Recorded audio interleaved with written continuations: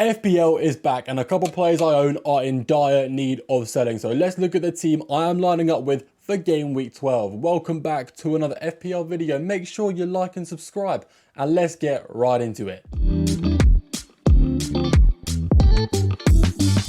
Obviously, Gabriel is injured and I think he needs to go, and who better to replace him with than the next best Arsenal defender.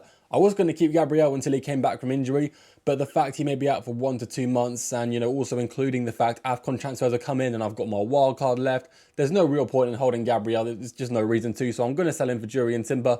There are some shouts for Van Dijk, but I'm not really a fan of the Liverpool defence, and I'm not really a fan of Van Dijk's goal threat going forward, and his DEFCONs are all right, but they're not sensational, and like I said, I don't think they're going to keep many clean sheets, so he's not really a high priority for me as such. And Timber, I know he may face rotation, but he's not faced rotation this season, and he's got a real high upside.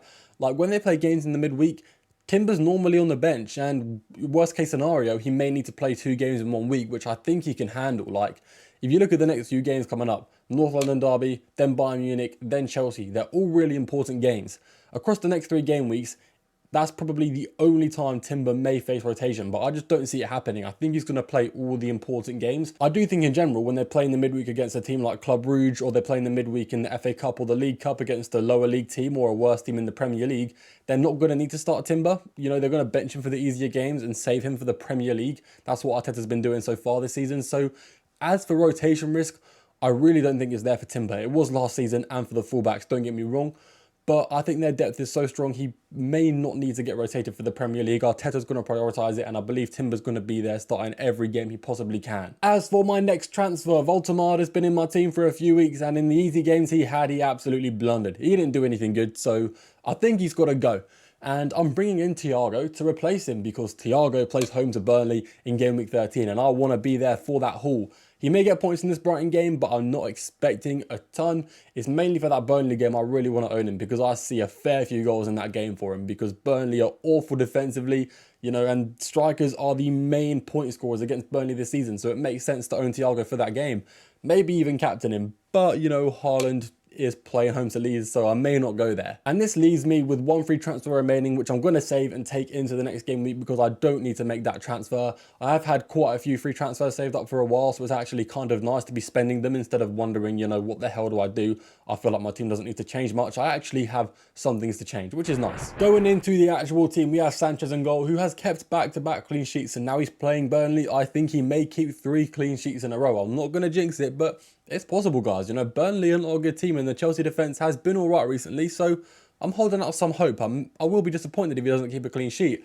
Early this season, I didn't care because he's been so bad, but now I've actually got some hope for him, which is a nice feeling. In defence, new signing Timber is here, obviously. Home to Tottenham is actually a very easy fixture, but the North London derby is full of surprises, so it may end up being a little tougher for Arsenal, but I really don't see them taking many big chances at all. And if they do concede a big chance, it's going to be Richarlison on the end of it, which is really not what you'll want as a Spurs fan. So I'm fairly confident in the Arsenal defence this game week.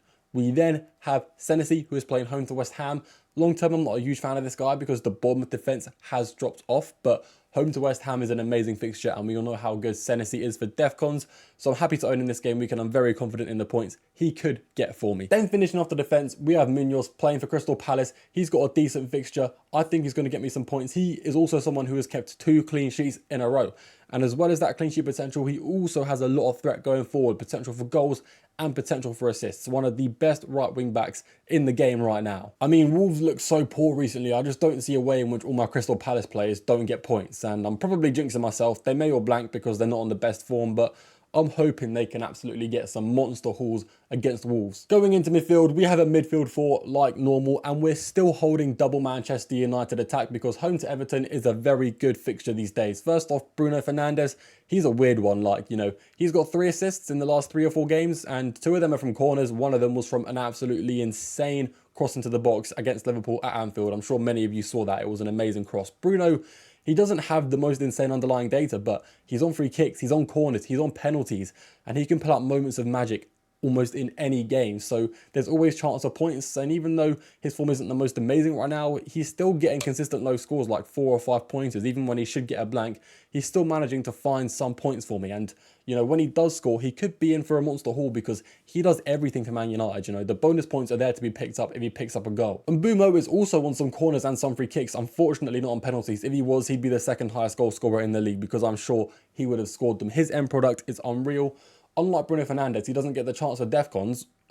His big chances and big chances created, though, are ridiculous in a league of his own. It's unreal. So, end product mastermind right here. I'm hoping he can find himself on the end of some chances, or, you know, hopefully he can find himself creating some big chances for his teammates and they actually score them this time. We have Sarr, who has been disappointing recently, but the Crystal Palace attack as a whole hasn't been great these last few game weeks. I'm hoping he can turn that around. I hope Sarr can find himself in some good positions this game week, and playing against a team like Wolves, he has every chance to do so. So I'm holding out hope, and even though he is blanking a lot, I'm still happy with him. I'm still going to keep him for at least the next 3 or 4 game weeks, unless he's just playing god-awful. And to finish off that midfield, we have someone who was also on bad form in Semenyo, but his ownership is too high and his fixture is too good, so there's no way I can get rid of Semenyo at this stage in time.